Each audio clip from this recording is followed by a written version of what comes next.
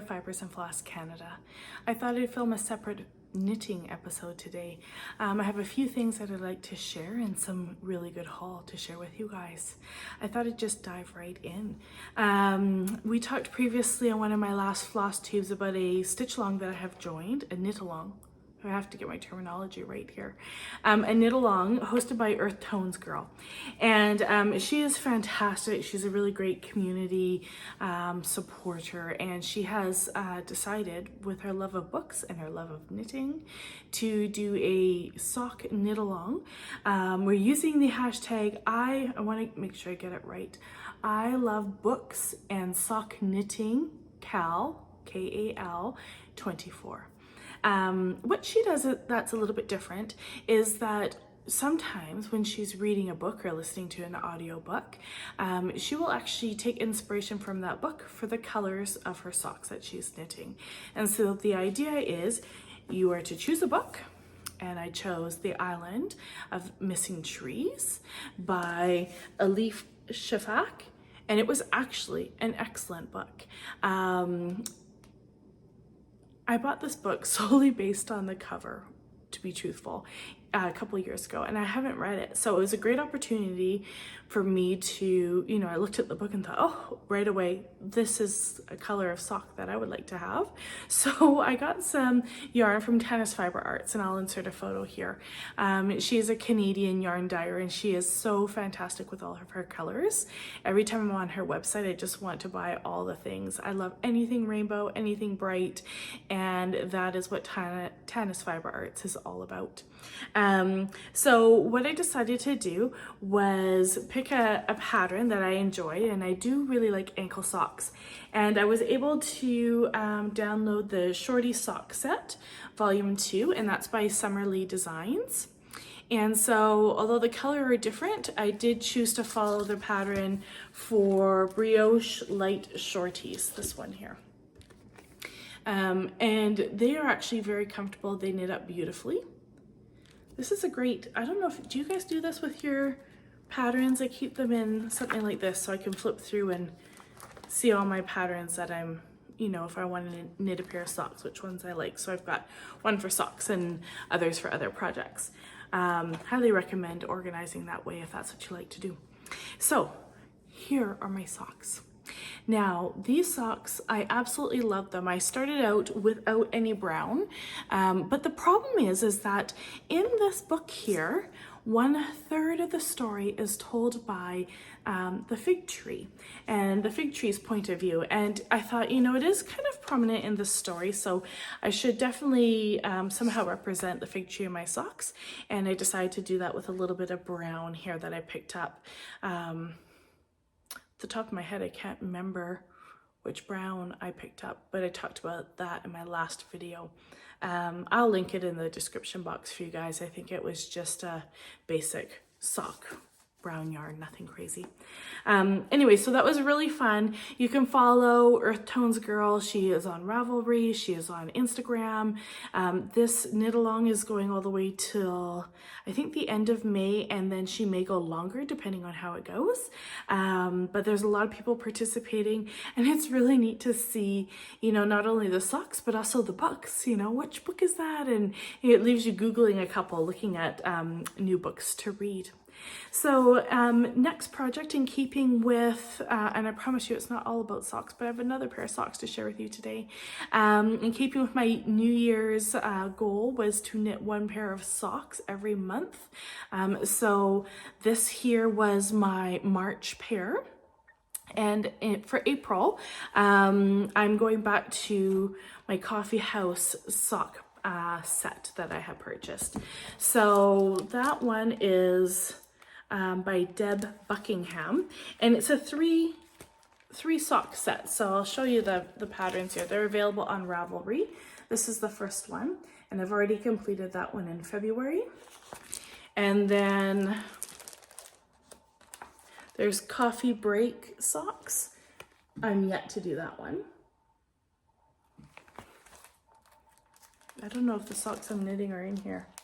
They're not. They're my knitting bag, so I'll put a picture in here of the ones that I'm working on right now. And again, I'm using up some previously purchased sock yarn from Tanis Fiber Arts, and it was kind of the pink and purples. And so I finished my first sock yesterday, and this is it here. It's still on the sock blocker. But this one's been a really fun, it's got a really beautiful, I don't know if you can really see it. Look at that there. So the first row is, it's just straight knit, and then the second row you end up purling one, slipping one purlwise, purling one, slipping one purlwise to get that effect. And I really like that. I've tried it on, it fits really well. And I was worried that maybe this part might be a bit tight, but it's not at all. All of my socks, including the last pair, I didn't talk about it, but I knit them all on my Chiagu size 1, the 2.25 needles. I use the magic loop method for all except for the heel cuff. I end up doing, or the heel flap, sorry, I end up using double pointed needles for. Just, I find it's bit more relaxing to do it that way than, you know, fumble around with something that doesn't fit very well on a magic loop. And then my next project that I have as well is a restart that I restarted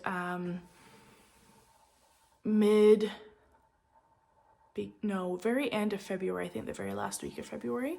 So I had talked about this previously. Also, this is a shawl called Swerve, and the pattern is by Oblivious Knits, and this is what it looks like. It's on Ravelry as well.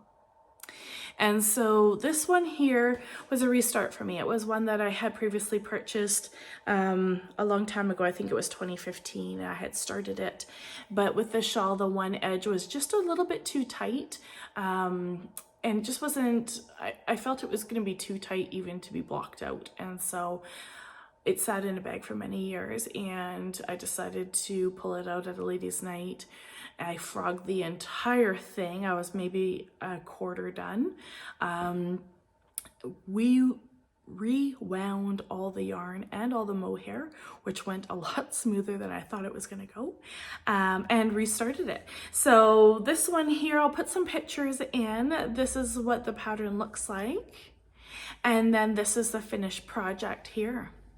So this is something I've actually knit with the intention originally of giving to my mother, and I probably will still give it to her because it will look fantastic. You know, she's got these, she's got very light blonde, white hair and blue eyes, so I think it'll look great on her. So this, I can't, the reason why I put pictures in is I can't really show you. It's quite a large shawl. I have blocked it. It's a bit of like a semicircle. And it did end up blocking almost like a shape of a leaf, really, which is also quite fitting for my mom because she's very outdoorsy. You can see the textures there.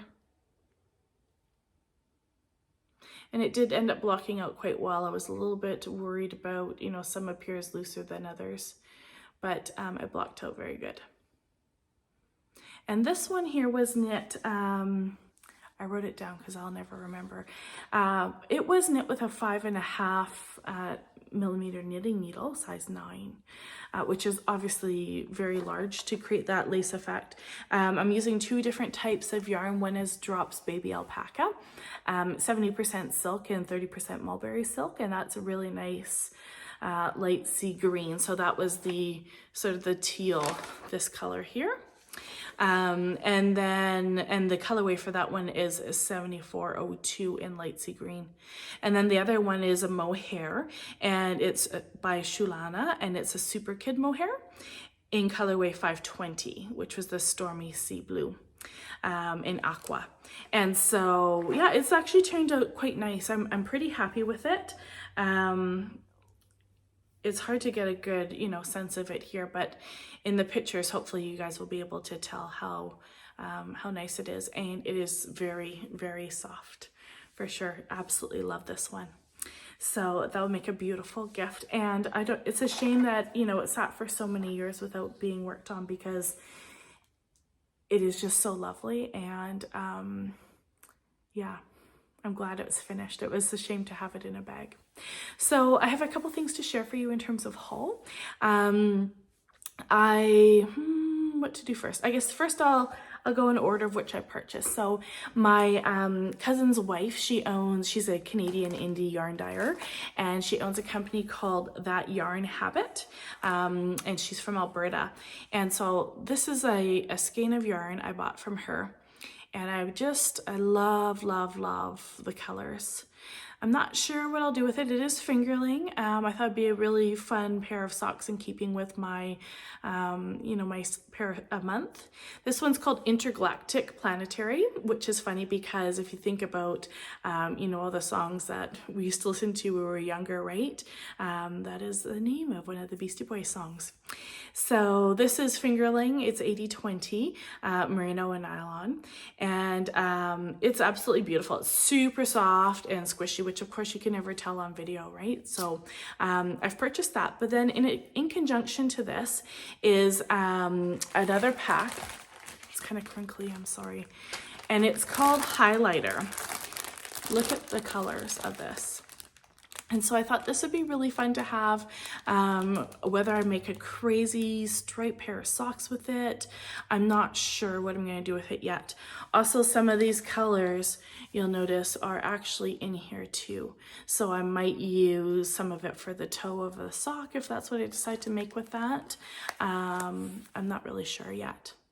But, That Yarn Habit, so Tara owns it, and Tara's really fun because all of the colorways that she puts together, she names them after really neat popular series of some sort. So whether it's a TV show or a book series, this one is music, right? So it's really neat to see. I think she did a Yellowstone colorway, she's done Friends, she's done I think she did a Gilmore Girls.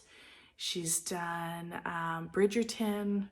So it's always fun to see what she has. So I'll put a link as well for her and her website for you guys to check it out. I'm just looking here and it's, so www.thatyarnhabits right at the top there, .com. And she's done really quite well with her business. What's actually really neat is she owns a maker's market. So it is a storefront where she sells her yarn, but then also leases space to local makers. And it's really neat to see the stuff that she's posting on her Instagram. And I just think, I can't buy that online. There's a lot of neat stuff in her shop as well. So go check her out, give her a follow, and check out the website. She's got lots of cool stuff. The next thing I wanted to talk about was my kids and I, we went down, we're just outside of Vancouver, so we went down to Bellingham for the day in Seattle, or Bellingham, Washington, I'm sorry. It's just above Seattle, and wanted to do some exploring, and part of that was I wanted to check out a couple of yarn stores that were there as well. I'm going to reach really close to you for a second because I got a couple things I want to share. So we went to Northwest Yarns and Mercantile, and I picked up this cone. I love cones. I don't know what it is about them, but this is a cone that will produce 2 socks, and it's from Italy. It's 75% wool, 25% nylon, so a little bit more nylon than what we're used to, but that's okay. Maybe it'll be extra sturdy for us. And I don't really know what the colorway is called for this one. Maybe this here would be my guess, that one at the bottom. They only had 3 different colorways of cones at the store, so this one is kind of a bit more fall color. So I thought that was really fun. It's color number 103, and I'll give it a go and see how it goes. Be interesting. It does make longer socks, so maybe I'll make a longer pair for fall. I'm not a fan of the full length sock. I like the ankles, but that's okay. And then the other place that we went to as well is Spincycle yarns. So you guys, this is crazy because I go to Knit City with my girlfriend every year, and one of my most favorite vendors is Spincycle yarn, and I have never bought anything from them because every year I think this is the year, you know, I'm gonna knit something. And what's really special about Spincycle yarns is that I do spin yarn by hand, and their yarn comes off looking like hand spun yarn. You get a wonderful variegation, and so I did buy just one skein because I couldn't decide, and it's quite expensive for as far as yarn goes. So this is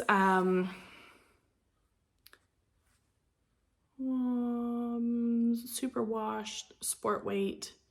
Sport weight is their finest actually because of the nature of the yarn. They don't have anything fingerling. It's called Every Rose is the colorway. And so you can, I don't know if it's focusing very well for you guys there.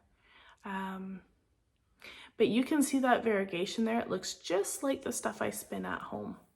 And so if you give them a follow on Instagram, or even just look at their hashtags of, you know, just the projects people are knitting with this stuff is amazing. You know, it comes off, it is like, some of it's more of an ombre effect, all of it is variegated. Quite often, you know, for the yoke of a sweater, you can do a solid color sweater. And then if you're doing like an Icelandic knit, or need a color for your yoke, people will buy, you know, whether it's one skein or they'll buy 3, so it kind of fades down with Spincycle just for that detail, and it looks absolutely stunning. I'll put a couple pictures in here of some examples of what people have done, but they have the most amazing stuff. And so my problem is that every time I go, I think I'm gonna buy, you know, 3 or 4 that maybe I can blend together into something, maybe a sweater, or I don't know. It's all just so beautiful. And then I get there and I just think, I can't, when you buy stuff in a skein versus like how it's actually going to knit up, it looks so different. And I get nervous and I think, okay, if I'm spending all this money on this, I need it to look perfect at the end of the day. So this one for us, you know, when I look at it's 200 yards. And it was $34 US, which for us is expensive because I usually spend about $30 to maybe $38 for a much larger skein of yarn, and that is in Canadian. So once I do the conversion rate as well, and then I look at, you know, it's a smaller amount of yarn, it actually is a bit more expensive. Yeah. So we'll see. I'm going to do something with this. Maybe a thicker pair of socks. That's not going to be enough yardage. One sock. I'll have to figure it out. Maybe I'll put it in something just for some added detail. Anyways, so that's my yarn haul that I got this month. The last thing I thought would be appropriate to add in here is a book that I've purchased. I was watching a YouTuber, Flosstuber. I can't remember her name. I'm going to put it in here for you guys. She's from Germany, I think. And I can't remember why I was drawn to her channel. I think I stumbled across it on my own. I don't think I was referred to it by anyone in particular. And this girl is just amazing. You know, she's really into mixed media arts as well as anything to do with fiber art. She likes to dye her own yarn. She makes a lot of garments. And the one episode I was watching, she was talking about dyeing, and she had purchased this book called Wild Color by Jenny Dean. And so I decided to pick this up because as the name, you know, what's the word? I can't think of the word, illustrates. It is wild, so it's all stuff that, you know, she's foraged for, whether that is walnut shells or, you know, making a growing garden this time of year in the spring so that in the summer she can collect the blooms and do some dyeing with it.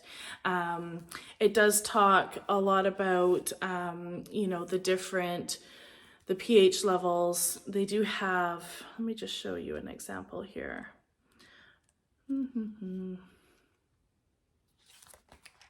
Over here. So this is 25 different colors from just one dye bath.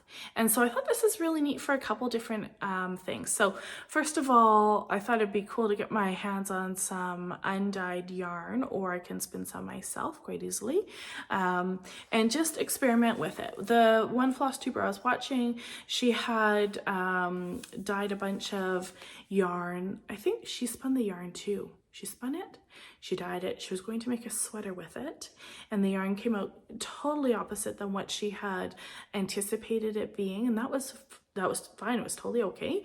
I think she did an over dye after that, and she was still happy with it, and she decided, yeah, okay, I'm gonna go ahead and knit my sweater. And it just got me to thinking, you know, not that I need another hobby, but really cool to get into the dyeing process. And then I was speaking with my cousin as well, and she's also has quite an interest in fiber arts.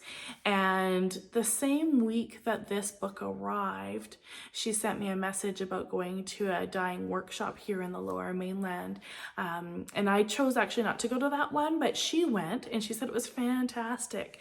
She got some really good information, and she was off to go plant some particular plants so that she could harvest and make some dye pots this summer. So I look forward to learning a little bit more from her as well as from the book, and hopefully I'll be able to come up with something really fun to do this summer, whether that's, you know, just maybe sampling some different textiles or clothing, or hopefully some yarn for the fall. Anyways, I think that's about all I have today for my knitting. I will continue to knit my other sock that I'm halfway through here for the month of April. And then in terms of big projects, I'm not sure what I'm gonna pick up next. I do have the girlfriend cardigan that I was working on about a year ago, and I haven't worked on it since. I'm stuck on Sleeve Island, and maybe it's time to pull that one out and give that a go. I'm very close to finishing it, and it was definitely an investment. It's knit with merino wool as well as mohair. So the whole thing is 2 strands held together, and it's very like buttery soft. But I need to finish it and give it, you know, do some justice, because it's just sitting in a bag. You know, it makes me sad when it just sits there, right? So hopefully I can get that knit up and be wearing that this fall. So if you want to check back next month, maybe you'll see my girlfriend cardigan, and you'll definitely see my next pair of socks that I'm working on. Thanks so much for joining today. Have a wonderful day. Bye.